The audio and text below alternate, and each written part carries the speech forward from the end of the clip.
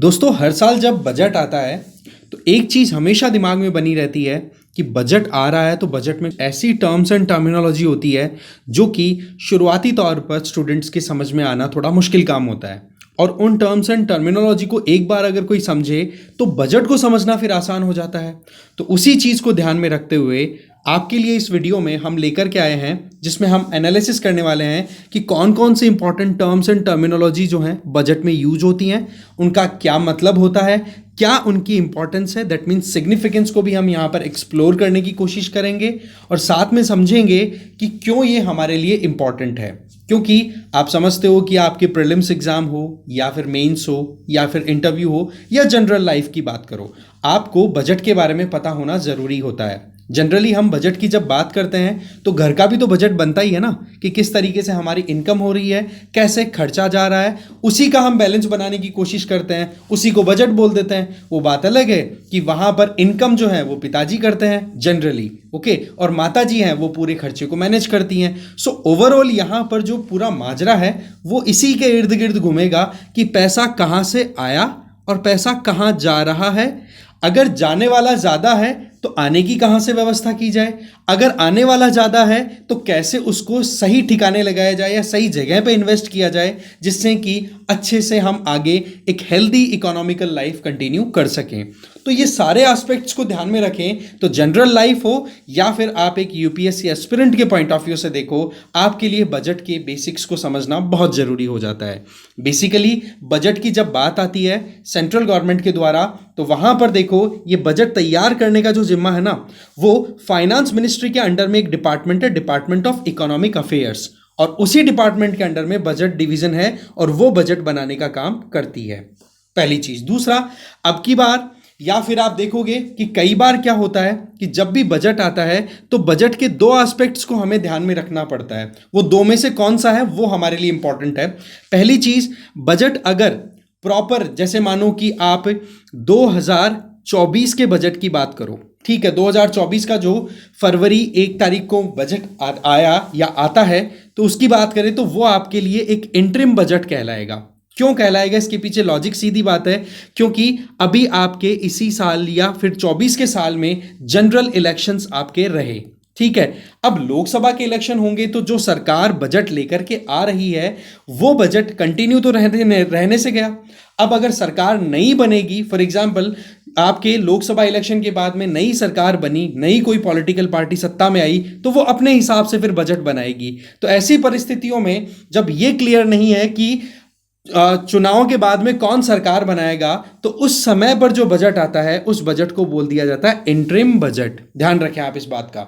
और वहीं अगर एक इलेक्टेड पार्टी है, लगातार अपना काम कर रही है, ठीक है, और एक साल के लिए पूरे फाइनेंशियल ईयर की बात करें तो देखो वो शुरू हो जाता है 1 अप्रैल से।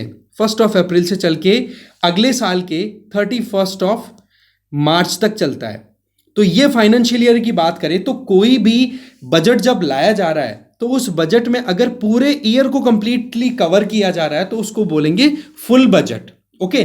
तो यहां पर हमें ये चीज बहुत अच्छे से समझ लेनी है कि एक्चुअल में इंटरिम बजट क्या होता है। जब सरकार के पास में इलेक्शन सामने हो तब वो इंटरिम बजट लेकर के आती है कि इलेक्शंस के बाद में पता नहीं कौन सरकार बनाएगा कौन नहीं, पर देश तो चलेगा ना।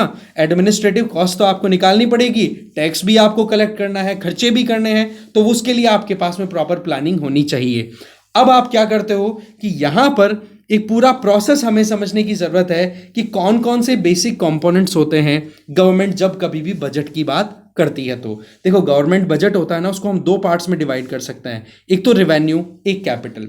रेवेन्यू का मतलब तो ये हो गया कि आपके पास में जो कमाई करने के साधन है वहाँ से पैसा आया, और जिन चीज़ों को मैनेज करने के लिए, मानो आप जैसे कोई एक कंपनी चलती है तो उस कंपनी में कुछ ऐसे फंक्शंस होते हैं, उन फंक्शंस को रन कराने के लिए आपको लोगों की ज़रूरत होती है जिनको सैलरी भी देनी पड़ती है, पेंशन्स भी देनी पड़ती है।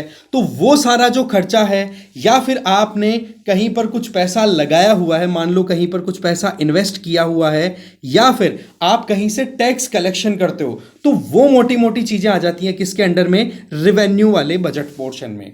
ठीक है। और वहीं दूसरी तरफ कैपिटल की बात करो तो कैपिटल का मतलब हो गया कि आप अगर कोई भी पैसे का लेन देन कर रहे हो ना, तो वहां पर कुछ ना कुछ फिजिकल एसेट, कोई लाइबिलिटी, कुछ ना कुछ आपकी या तो बनेगी या घटेगी। दैट मीन्स आप अगर कुछ भी कैपिटल से रिलेटेड कुछ भी रिलेटेड काम करते हो तो उसका मतलब ये हो जाता है कि पैसे से कुछ ना कुछ असर आपको फिजिकली देखने को मिलेगा। चाहे हो सकता है कि वो आपके ऊपर बर्डन हो लोन के तौर पे, या हो सकता है कि आपने रेलवे में, रोड में कहीं पे ऐसा इन्वेस्ट कर दिया जिससे कि आपको लगता है कि हाँ जी पैसा खर्च हो गया, अब यहां से कुछ पैसा कमाने की व्यवस्था भी हो जाएगी लॉन्ग टर्म में। तो वो हो जाती है कैपिटल बजट की बात। अब देखो रेवेन्यू बजट जो होता है ना, उसको हम बजट की जब बात आ रही तो अगेन वही बात आ गई, रिसिप्ट, कमाई कहाँ से हो रही है और खर्चा कहाँ जा रहा है, दो चीज़ों में आप डिवाइड कर सकते हो। और जो रेवेन्यू रिसिप्ट है उसके भी दो तरीके हैं आपके पास में टैक्सेशन के, एक तो टैक्स रेवेन्यू और एक non tax revenue. Tax revenue की बात की जाए तो इसमें देखो आपके पास में डायरेक्ट और इनडायरेक्ट टैक्सेस आ जाते हैं। डायरेक्ट टैक्सेस में तो आपने सुना होगा इनकम टैक्स दिया करते हैं, जिसमें जो बंदा टैक्स देता है वो पहले सैलरी रिसीव करता है और उसमें फिर देखा जाता है कि इनकम टैक्स की किस रेंज में आप आ रहे हो, उसके अकॉर्डिंग आपको टैक्स पे करना पड़ता है गवर्नमेंट को। दैट मीन्स टैक्स देने वाला और टैक्स का असर झेलने वाला एक ही बंदा है, तो वो हो जाता है डायरेक्ट टैक्स। वहीं इनडायरेक्ट टैक्स की बात करें, जैसे कि आपने नाम सुना होगा जीएसटी का, तो जीएसटी में क्या होता है, टैक्स पे कौन करता है। फॉर एग्जाम्पल आपने कोई पेन खरीदना है मार्केट से, छोटी सी हम बात ले लेते हैं, या कुछ भी मान लो कि आप फ्रूट्स खरीदने गए या कोई आप जूस खरीदने गए, कुछ भी ले लो आप, ठीक है। तो आप जाओगे मार्केट में और उस प्रोडक्ट को खरीदने के लिए पहले तो पैसे दोगे, फिर उसमें ये देखोगे कि हाँ जी जितना अमाउंट था उसके ऊपर आपके जीएसटी भी कनेक्ट करके और ओवरऑल जो रेट थी वो आपने फिर पे की। अब यहां पर जीएसटी का मैकेनिज्म कैसे काम करता है इनडायरेक्ट टैक्सेशन में, कि सरकार की टर्म्स एंड कंडीशन को फॉलो करते हुए उस पर्टिकुलर जूस मैन्युफैक्चरिंग या जूस प्रोड्यूसिंग फैक्ट्री के द्वारा कोई काम किया गया, तो वहां पर क्या होगा, बड़ी मशीनरी लगानी पड़ेगी, बड़ी इंस्टॉलेशन करनी पड़ेगी, बड़ी जगह चाहिए। तो वहां पर गवर्नमेंट कहेगी कि आप तो काम तो करो, कोई प्रॉब्लम नहीं है, बट यस आपको इसके ऊपर जीएसटी देना पड़ेगा, क्योंकि आगे फिर हमें भी इसी तरीके से और फर्दर डेवलपमेंट्स के लिए पैसों की जरूरत पड़ती है। तो अब ऐसे में यहां पर फैक्ट्री अगर इंस्टॉल हो गई, अब उसके बाद में उसमें जो प्रोडक्ट्स प्रोड्यूस हो रहे हैं इनपुट लेकर के, मान लो कहीं से कच्चा माल खरीदा, फिर उसका प्रोसेस किया, फिर बनाया, उसके बाद में आप उसको बेचते हो मार्केट में ले जा करके। तो ऐसे में फैक्ट्री से पहले वो माल जाएगा होलसेलर के पास में, फिर जाएगा रिटेलर के पास में, फिर हम कस्टमर के तौर पे उसको परचेज करके लेके आएंगे। अब आप क्या देखते हो कि होलसेलर है, पहले वो जीएसटी पे करता है, फिर होलसेलर के द्वारा पहले तो उस प्रोडक्ट को परचेज करते टाइम पे उसकी प्राइस प्लस जीएसटी दोनों पे करने पड़ेंगे। बट यहां पर नो डाउट कि फर्स्ट टाइम पे होलसेलर ही पे कर रहा है जीएसटी, बट रियल सेंस में अगर देखें तो होलसेलर से वो प्रोडक्ट अब कौन परचेज करेगा, रिटेलर। अब रिटेलर की जीएसटी लगाएगा होलसेलर, इसका मतलब होलसेलर तो जीएसटी से फ्री हो गया, लोड किस पे चला गया, रिटेलर पे। अब रिटेलर से हम परचेज करेंगे उस प्रोडक्ट को, तो अल्टीमेटली जीएसटी का बर्डन किस पे आया, कंज्यूमर पे। तो कहने का मतलब कि टैक्स पे करने में तो यहां पर होलसेलर फैक्ट्री वाले ने इन्होंने रोल प्ले किया है हमसे पहले, बट एक्चुअल में बर्डन किस पे आ गया, कस्टमर पे, हमारे ऊपर। तो इस तरीके की जो टैक्सेशन सिस्टम होता है उसको इनडायरेक्ट टैक्स बोल दिया करते हैं, और इसी तरीके से इनडायरेक्ट टैक्सेशन मैकेनिज्म काम करता है। इसके अलावा कैपिटल बजट की बात करें तो इसके भी दो पार्ट्स हो सकते हैं, कैपिटल रिसिप्ट और एक्सपेंडिचर। कैपिटल रिसिप्ट का मतलब ये हो गया कि मान लो कि गवर्नमेंट ने कुछ ऐसा काम किया है जिसके चलते मान लो कोई इंफ्रास्ट्रक्चर प्रोजेक्ट हो कोई बड़ा सा, ठीक है, उसमें से कुछ पैसा निकाला है, जैसे कि इसमें बोला जाता है डिसइन्वेस्टमेंट जिसको बोल दिया जाता है। मान लो कोई सरकारी कंपनी है, मैं एग्जांपल ले लेता हूं लेटेस्ट ही कोई एलआईसी की मान लो, या फिर एयर इंडिया का एग्जांपल ले लो, सबसे बेस्ट आपके लिए रहेगा एयर इंडिया। अब एयर इंडिया में क्या होता है कि सरकार घाटे में चलती रहती है। अब सरकार को लगता है कि इस प्रोजेक्ट को अगर कंटिन्यू करेंगे तो बोला और घाटे में चले जाएंगे, तो ऐसे में फिर बिडिंग होती है, बोली लगती है, नीलामी होती है, और नीलामी में फिर टाटा सबसे ज़्यादा अच्छा पेमेंट करने वाला एक ग्रुप दिखाई देता है गवर्नमेंट ऑफ इंडिया को। अब टाटा को वो सेल कर दिया ना एयर इंडिया पूरा का पूरा, तो ऐसे में वो जो पैसा टाटा पे करेगा वो पैसा आएगा गवर्नमेंट के पास में। तो ये एक तरीके से गवर्नमेंट ने अपना पैसा निकाल लिया, इसको बोलेंगे डिसइन्वेस्टमेंट। डिसइन्वेस्टमेंट में क्या किया कि गवर्नमेंट ने अपनी हिस्सेदारी खत्म कर ली या कम कर ली, और उसमें से जो पैसा आ रहा है that will be considered as capital receipt. एक छोटा सा एग्जांपल हम दे सकते हैं। अब कैपिटल एक्सपेंडिचर की बात करें तो देखो, गवर्नमेंट को बहुत सारे काम करने होते हैं, कहीं हॉस्पिटल खोलना है, कहीं स्कूल खोलनी है, कहीं रोड्स डेवलप करनी है, क्योंकि अल्टीमेटली देश चलेगा कैसे? देश चलेगा तब जब हमारे यहाँ पर इंफ्रास्ट्रक्चरल डेवलपमेंट होंगे, बड़े बड़े प्रोजेक्ट्स रन होंगे, तो उसके लिए गवर्नमेंट को फिर पैसा खर्च करना पड़ता है। दैट मीन्स गवर्नमेंट जब वो पैसा अपने पास में है तो उस पैसे को जब कहीं इन्वेस्ट करती है, खर्च करती है इस तरीके से कि लॉन्ग टर्म में कुछ रिटर्न मिलेगा, तो उसको बोल देंगे कैपिटल एक्सपेंडिचर, या इसको शॉर्ट में कैपेक्स भी बोल दिया जाता है। तो इस तरीके से आप गवर्नमेंट के जो बजट के जो सेगमेंट्स हैं, उन दोनों सेगमेंट्स को आप समझ सकते हो। अब एक चीज तो आपको क्लियर हो गई होगी कि रेवेन्यू वाला जो सेगमेंट है उसमें नो डाउट पैसे का फ्लो होता है, बट वहां पर हमने एसेट या लाइबिलिटी, एसेट का मतलब ऐसी चीज आप बनाते हो जिससे कि आपको कुछ अर्निंग हो, फ्यूचर में आपको कुछ स्ट्रेंथ देने की बात कर रहा हो, और लाइबिलिटी का मतलब कुछ जिम्मेदारी, जवाबदारी, वो वाली चीज। तो रेवेन्यू वाले में तो ऐसा कुछ केस है नहीं देखो। पर कैपिटल की अगर बात करें तो यहां पर या तो आप पैसे को निकाल करके पैसा हाथ में लेते हो, मान लो कोई कंपनी में से, जैसे एयर इंडिया का मैंने एग्जांपल दिया, वहां से आपने पैसा विड्रॉ कर लिया, या फिर आप कोई रोड प्रोजेक्ट बड़ा कंडक्ट करके उस पर फिर टोल करने, कलेक्ट करने के लिए लॉन्ग टर्म प्लान लेकर के चल रहे हो, तो वहां पर आपका मामला क्या आ गया कि या तो आपने कोई एसेट या आपने अपनी इस तरीके का इन्वेस्टमेंट कर दिया जो कि रिटर्न दे रहा है, या फिर हो सकता है कि आपकी कोई लायबिलिटी बन रही है या फिर घट रही है, आपकी जवाबदारी घट रही है या बढ़ रही है। तो ये कैपिटल और जो आपका रेवेन्यू बजट है, इसमें छोटा सा एक ये पॉइंट आपको नोट करना है। अब देखो, बजट की अगर बात की जाए ना, तो हमारे देश में इंडिपेंडेंस के बाद में सबसे पहला बजट 1947 में ही आ गया था, ठीक है ना। इसके अलावा अगर देखा जाए तो 2017 में कुछ इंपॉर्टेंट अपडेट्स किए गए थे, ये जानना हमारे लिए बहुत जरूरी है, क्योंकि 2017 से पहले एक तो हमारा जो बजट आया करता था वो जनरली फरवरी मंथ के लास्ट वर्किंग डे को आया करता था, ठीक है, फरवरी मंथ के लास्ट वर्किंग डे को आया करता था। पर क्या किया गवर्नमेंट ने ये डिसाइड किया कि हम फरवरी महीने के लास्ट डेट की बजाय हम इसको प्रीपोन्ड करेंगे। टारगेट तो वैसे जनवरी तक ले जाने का है कि जनवरी में ही बजट लेकर के आ जाए, पर अभी फिलहाल तो एक महीने से प्रीपोन्ड हो गया। दैट मीन्स फरवरी महीने के लास्ट वर्किंग डे की बजाय अब जनरली फरवरी 1 तारीख को जो है वो अब बजट आ जाता है पार्लियामेंट में, ठीक है, पहली चीज। दूसरी चीज, ये बड़ी इंपॉर्टेंट डेवलपमेंट थी कि आप देखोगे कि जब से बजट आना शुरू हुआ, देखो 1919 का जो गवर्नमेंट ऑफ इंडिया एक्ट था, ठीक है, आप कह सकते हो कि मॉन्टेग्यू चेम्सफोर्ड जिस एक्ट को बोला गया था, उस एक्ट के तहत हमारे बाद में यहाँ पर बजट की की जो एक प्रक्रिया है वो शुरू हुई थी। अब आप देखोगे कि रेलवे का और जनरल बजट दोनों अलग अलग आते थे, क्योंकि रेलवे बहुत बड़ा रेवेन्यू मेकर एक सेगमेंट था, एक पब्लिक सेक्टर अंडरटेकिंग था जिससे पैसा बहुत बनता था गवर्नमेंट का। बट टाइम के साथ में रेलवे के अलावा दूसरे डिपार्टमेंट्स थे ना, उन्होंने भी अपनी रेलेवेंस बढ़ा ली, तो इसके चलते फिर गवर्नमेंट को लगा कि दो अलग अलग बजट्स को कंटिन्यू ना करके हमें इसको मर्ज कर देना चाहिए। अब अल्टीमेटली एक ही बजट आता है, नहीं पहले 2 बजट आया करते थे, ठीक है। इसके अलावा एक बड़ी इंपॉर्टेंट डेवलपमेंट क्या हुई कि प्लान्ड और नॉन प्लान्ड एक्सपेंडिचर का जो मैकेनिज्म था उसको खत्म कर दिया।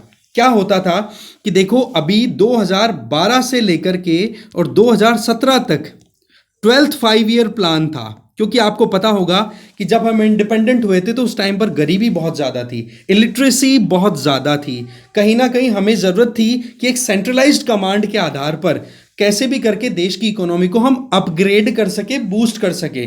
तो उसके लिए सबसे बेस्ट प्रोग्राम आया कि हम एक प्लानिंग का कॉन्सेप्ट जो है वो अप्लाई करें। दैट मीन्स सेंट्रल गवर्नमेंट मिलकर के, सेंट्रल गवर्नमेंट के द्वारा जो प्लानिंग कमीशन कॉन्स्टिट्यूट किया गया था उसके अंदर मीटिंग की जाती, उसके चेयरपर्सन जो थे वो प्राइम मिनिस्टर ही हुआ करते थे। बातचीत करके प्लान करना और सभी स्टेट्स को प्लान बता देना कि भाई यहाँ पर हम ऐसा कुछ करने वाले हैं जिससे कि हम आगे बढ़ सकें। तो वो चीज़ जो थी ना, वो कहीं ना कहीं टॉप डाउन अप्रोच हुआ करती थी। अब होता क्या है कि देश प्रोग्रेस कर रहा है, देश को 70 साल बीत गए, तो ऐसे में ये जो 5 ईयर प्लान का जो कॉन्सेप्ट था कि 5 साल के लिए प्लान एक बार आप कर लेते हो और उसी प्लान के ऊपर स्टिक होकर के आप अपने काम करते हो। बट आपको पता है कि 5 साल एक लंबा ड्यूरेशन होता है, बट उस ड्यूरेशन में अगर आप एक चीज प्लान करके और उसी पे स्टिक रहने की कोशिश करोगे बहुत मुश्किल हो जाएगी। तो फिर कॉन्सेप्ट आता है स्ट्रेटजी का। तो इस तरीके से अब ये जो प्लान का जो मैकेनिज्म था उसको थोड़ा फ्लेक्सिबल बनाया गया, और ये जो प्लान्ड दैट मीन्स 5 साल के लिए प्लान किया हुआ खर्चा, और नॉन प्लान्ड कि मानो कोई प्लानिंग में तो नहीं है बट खर्चा करना जरूरी है। इस तरीके का मैकेनिज्म पहले काम में आया करता था। अब इसको तो कर दिया डिसकंटिन्यू, और अब मोर और लेस एक तरीके से बजट में एक कहते हैं ना कि जितनी जरूरत है उसके अकॉर्डिंग पैसा खर्च किया जाएगा, पैसा दिया जाएगा। अब सवाल ये आता है कि पैसा देता कौन है और पैसा आता कहां से है, तो वो समझते हैं। देखो, सबसे पहली चीज तो हमें ये जाननी और ध्यान रखनी जरूरी है कि बजट जो है उसको एक्चुअल में बजट नहीं बोलते हैं, टेक्निकली ये एनुअल फाइनेंशियल स्टेटमेंट के नाम से जाना जाता है। अगर हम हमारे कॉन्स्टिट्यूशन की बात करें तो आर्टिकल 112 में इसके बारे में प्रोविजन किया हुआ है कि हर साल जो है वो एनुअल फाइनेंशियल स्टेटमेंट की एक पूरा प्रोविजन जो है वो गवर्नमेंट के द्वारा पार्लियामेंट के सामने किया जाएगा, और उसके ऊपर फिर बाद में पार्लियामेंट में वोट, पहले डिस्कशन होगा, डिबेट होगा, फिर उसमें आप कह सकते हो कि कुछ करेक्शन करना है तो वो करेक्शंस आएंगे, फिर उसके बाद में वोटिंग होती है। तो कुल मिलाकर के देखी जाए तो एनुअल फाइनेंशियल स्टेटमेंट के नाम से नाम मेंशन्ड है, बजट कहीं पर भी मेंशन्ड नहीं है अगर हम हमारे कॉन्स्टिट्यूशन की बात करें। इसके अलावा देखा जाए तो यहां पर कुछ इंपॉर्टेंट फंड्स की भी बात आती है, consolidated fund of India, contingency fund और पब्लिक अकाउंट। इनकी अगर बात करें तो हमारे कॉन्स्टिट्यूशन में आर्टिकल 266 के तहत तो देखो कंसोलिडेटेड फंड ऑफ इंडिया और पब्लिक अकाउंट के प्रोविजन दिए हुए हैं, और आर्टिकल 267 में कंटिजेंसी फंड की बात की हुई है। अब देखो, कंसोलिडेटेड फंड ऑफ इंडिया क्या होता है? ये बेसिकली वो फंड है या फिर यूं मानो वो अकाउंट है जिस अकाउंट में गवर्नमेंट के द्वारा मान लो कोई रेवेन्यू अर्न की गई है, फॉर एग्जांपल टैक्सेशन या नॉन टैक्सेशन के आधार पर, या कोई उधार लिया हुआ कोई अमाउंट है, तो वो पैसा ला करके गवर्नमेंट ऑफ इंडिया या गवर्नमेंट की तरफ से किस में रखा जाएगा? Consolidated fund of India. अब सवाल ये आता है कि इस फंड में से पैसा अगर निकालना हो तो पैसे का यूज कैसे किया जाएगा? देखो, उसके लिए पूरा प्रोसेस है कि आपको पार्लियामेंट से अप्रूवल लेना पड़ता है, और इसी अप्रूवल के प्रोसेस के दरमियान ही आपका ये बजट वाला प्रोसेस आ जाता है। इसका मतलब कंसोलिडेटेड फंड ऑफ इंडिया के अंदर आपको पैसा ऐड करना है या उसमें से निकालना है। ऐड का मतलब हो गया कि मान लो एग्जिस्टिंग कोई सिस्टम है, कोई टैक्स है, उसको आप चेंज करना चाह रहे हो, कोई नया टैक्स लाना चाह रहे हो, समझ गए? तो वो चीजें अगर करनी है तो भी आपको पार्लियामेंट की अप्रूवल लेनी है। अगर आपने पैसा निकालना है इस कंसोलिडेटेड फंड ऑफ इंडिया से तो भी आपको पार्लियामेंट की अप्रूवल लेनी होगी। तो इस तरीके से कंसोलिडेटेड फंड ऑफ इंडिया के बारे में प्रोविजन आप समझ सकते हो। वहीं दूसरी तरफ कंटिजेंसी फंड जो कि आर्टिकल 267 के अंडर है। कंटिजेंसी एक तरीके की इमरजेंसी, मान लो कहीं पर कोई डिजास्टर आ गई, कहीं बाढ़ आ गई, कहीं अर्थक्वेक, कहीं सुनामी, कहीं पे तूफान, कुछ भी अगर अनफोर्सीन सर्कमस्टांस वाली सिचुएशन क्रिएट हो गई तो उस परिस्थिति में आपको चाहिए होता है पैसा। तो ऐसे में प्रेसिडेंट जो है गवर्नमेंट ऑफ मतलब इंडिया के जो प्रेसिडेंट है उनके अंडर ये फंड अलोकेटेड रहता है, कंटिजेंसी फंड, कि कल को ना अगर कोई अनफोर्सीन सर्कमस्टांस क्रिएट हो जाए तो उसमें से पैसा निकाल करके और आप आराम से पैसे को यूज कर सकते हो। फिर उसके बाद में पार्लियामेंट्री प्रोसीडिंग है वो बाद में होती रहेगी, बट एक बार इमरजेंसी की सिचुएशन से आप निकल सकते हो। तो contingency fund. Then comes the public fund. Public fund को ऐसे मानो कि यहां पर सरकार जो है वो एक बैंकर की तरह काम करती है। दैट मीन्स आपने सुने होंगे कि पीएफ का अकाउंट आप खुला रहे हो, गवर्नमेंट के द्वारा कुछ पेंशन स्कीम चलाई जा रही है, इनके नाम आपने सुने होंगे। तो ये पैसा एक्चुअल में जाता कहां है? वो सारा पैसा जाता है पब्लिक अकाउंट में, वहां पर गवर्नमेंट के पास में वो पैसा आता है। अब गवर्नमेंट क्या करती है? इस पब्लिक अकाउंट वाले पैसे को अपने हिसाब से यूटिलाइज करती है। बट यस, अगर किसी इंडिविजुअल को अपना पैसा रिटर्न निकालना है, मान लो कि आप अपनी पीएफ का पैसा निकालना चाहते हो, तो वो पैसा फिर गवर्नमेंट आपको जितना भी आपका हिसाब बनता है, आपकी इंटरेस्ट रेट जो कुछ भी पीएफ में मिलती है, वो सारा मिल करके, या एलआईसी की बात भी आप कर सकते हो, एलआईसी में भी गवर्नमेंट एक बहुत इंपॉर्टेंट या बड़ी स्टेक होल्डर है, तो उसका पैसा भी पब्लिक अकाउंट में रहता है। तो यहां पर भी पार्लियामेंट का कोई रोल नहीं है, यहां पर गवर्नमेंट अपने हिसाब से उस पैसे को यूज कर सकती है। बस बात यह ध्यान रखनी है कि जब कभी भी किसी इंडिविजुअल को या किसी भी ग्रुप ऑफ इंडिविजुअल को अगर पैसे की जरूरत है और वो अपना एलआईसी से या पीएफ से पैसा निकलवाना चाहे तो गवर्नमेंट को उनको पैसा देना पड़ेगा। तो ये एक तरीके से गवर्नमेंट के पास में एक फ्लेक्सिबल ओपन अकाउंट रहता है जिसको गवर्नमेंट अपने हिसाब से यूज करती रहती है। बट यस, जिन लोगों का पैसा है उनको गवर्नमेंट के द्वारा कुछ ना कुछ रिटर्न देना रहता है। तो इस तरीके से ये 3 इंपॉर्टेंट अकाउंट्स होते हैं। फिर इसमें आपके सामने बजट में एक इंपॉर्टेंट टर्म आएगी, दैट इज इन्फ्लेशन। इन्फ्लेशन की बात करें तो सीधी बात है कि एक कॉफी का मग आप 1 सिक्के में खरीद सकते हो, पर वही कॉफी का मग आज जो है आप उसके लिए 10 सिक्के देने पड़ रहे हैं। कहने का मतलब आपकी जो करेंसी है, फॉर एग्जांपल हम रुपये की बात करें तो 1 रुपए में जो चीज पहले आती थी अब वो चीज 10 रुपए में आने लग गई। तो भाई सीधी बात है, इसको बोलेंगे हम इन्फ्लेशन। इसका एक रिवर्स अप्रोच और बताता हूं मैं आपको। इसका मतलब ये होता है कि यहां पर रुपए की जो वैल्यू है, वर्थ है ना, वो रिड्यूस हो गई। कैसे? कि कॉफी का मग तो वही है, आज के 10 साल पहले भी वही था, आज भी वही है, साइज भी वो की वही है, कोई चेंज नहीं है। बट एक्चुअल में पहले तो 1 रुपए से काम होता था, पर अब 10 रुपए देने पड़ रहे हैं आपको। तो इसका मतलब रुपए की जो वर्थ है वो डाउन चली गई। इन्फ्लेशन का मतलब ये भी होता है। और हिंदी का मतलब आप समझोगे ना, मुद्रास्फीति, दैट मीन्स मुद्रा, दैट मीन्स करेंसी की वर्थ है वो डिक्लाइन करना। डायरेक्ट टैक्स, इनडायरेक्ट टैक्स मैं आपको ऑलरेडी बता चुका हूं। फिस्कल पॉलिसी की हम बात करें तो देखो, सरकार के द्वारा समय समय पर अपनी इकोनॉमी को हम किस दिशा में ले जाना चाहते हैं उसके लिए प्लानिंग करनी होती है, एक पॉलिसी फॉर्मुलेट करनी होती है, उसी को फिस्कल पॉलिसी बोल दिया करते हैं। अब फिस्कल पॉलिसी की बात आ रही है तो डिफरेंट डेफिसिट्स को भी समझना हमारे लिए जरूरी है। डेफिसिट का मतलब होता है सिंपल सा घाटा। वो क्या होता है वो समझिए। देखो, घाटे की अगर बात करें तो अगर आपकी आमदनी है 98, एक मूवी भी आई हुई है गोविंदा की, पुरानी मतलब यू मानो 90s की है वो मूवी, या 2000s की होगी प्रोबेबली। तो उस मूवी का नाम ही है आमदनी 98 खर्चा रुपया। तो आपकी अगर इनकम 50 पैसे है और आप खर्च 1 रुपया कर रहे हो तो सीधी बात है 50 पैसे घाटे में गए कि नहीं आप। बस यही डेफिसिट है। अब सबसे पहले आप समझो यहां पर रेवेन्यू डेफिसिट। रेवेन्यू डेफिसिट का मतलब रेवेन्यू के नाम पर आप कितना खर्चा कर रहे हो। दैट मीन्स आप कितनी सैलरीज दे रहे हो, कितनी पेंशन दे रहे हो, जिसमें कोई एसेट लाइबिलिटी वाला कंटेक्स्ट नहीं है। मैंने आपको बताया इंफ्रास्ट्रक्चर का कोई लेन देन नहीं है, बस खर्चा है। इसको ओपेक्स भी बोल दिया जाता है, ऑपरेशनल एक्सपेंडिचर भी बोल दिया जाता है, कि काम चलाने के लिए कुछ पैसा खर्च करना पड़ता है। ठीक है, तो चाय नाश्ते के लिए कर दो चाहे आप, ठीक है।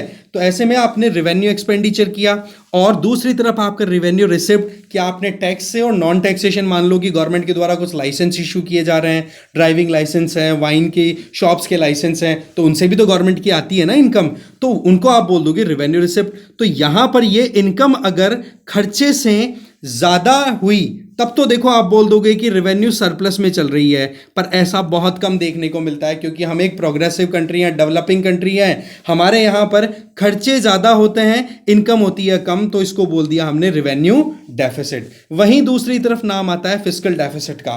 फिस्कल डेफिसिट का सीधा कॉन्सेप्ट ये है कि भाई आपने जो खर्चे किए हैं उनको आप इकट्ठा कर लो। जैसे कि कैपिटल एक्सपेंडिचर, जिसको मैंने बोला कैपेक्स, और एक आपका आ गया रेवेन्यू एक्सपेंडिचर, जिसमें आप पेंशन की इनकी हम बात कर रहे थे।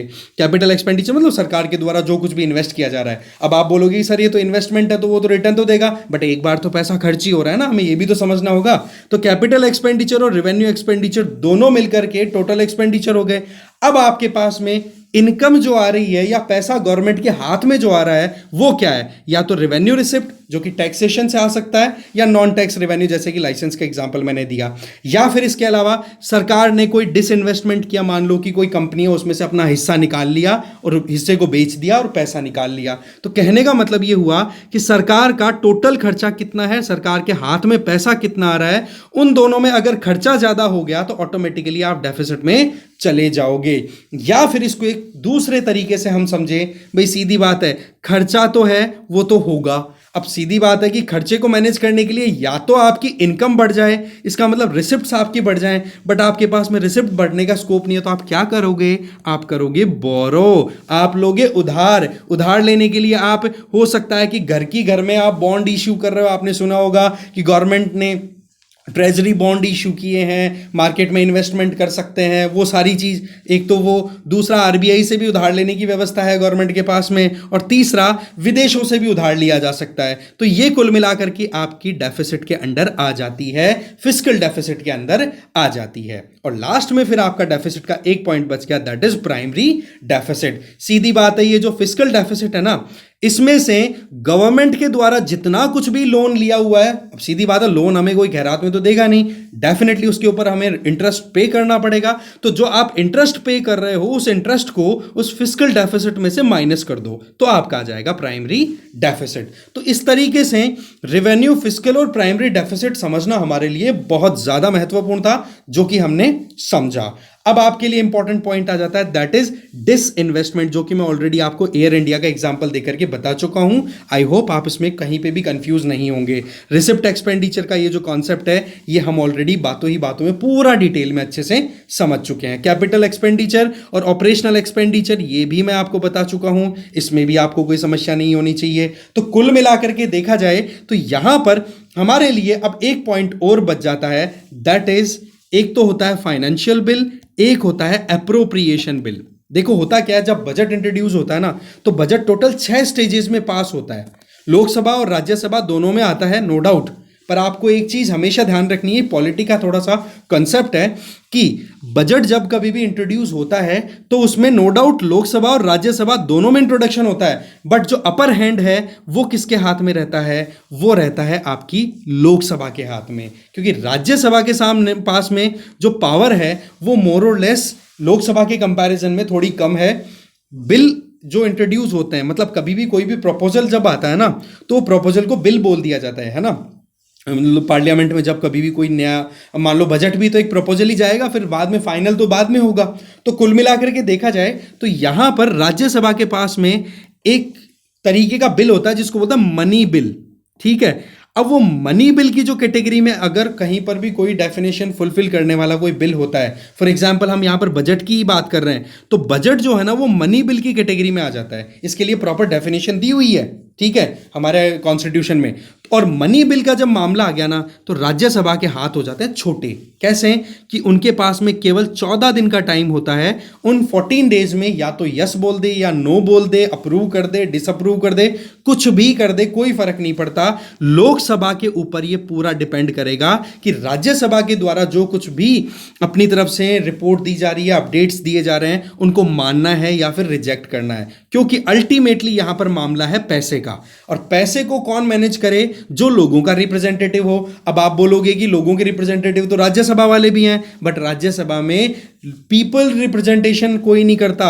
लोकसभा के अंदर हम डायरेक्टली वोट देते हैं एमपीज को, जबकि राज्यसभा में कौन आता है, राज्यों के रिप्रेजेंटेटिव जो एमएलएज होते हैं उनके द्वारा इलेक्टेड इंडिविजुअल्स होते हैं। सो द पॉइंट इज कि यहां पर अपर हैंड किसका आ गया, आपका लोकसभा का, जिसको हाउस ऑफ पीपल या लोअर हाउस भी बोल दिया करते हैं। तो कुल मिलाकर के हमने एक छोटा सा जिस्ट लेने की कोशिश की कि ओवरऑल क्या है इंपॉर्टेंट टर्म्स एंड टर्मिनोलॉजीज जो कि बजट से पहले हमारे लिए जानना जरूरी हो जाता है। तो इस वीडियो में आई होप आपको बहुत कुछ सीखने को मिला होगा, और इसी तरीके से हम आगे और वीडियोस के सेशन हम कंटिन्यू करेंगे।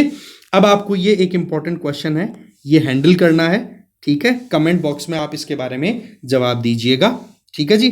Thank you very much.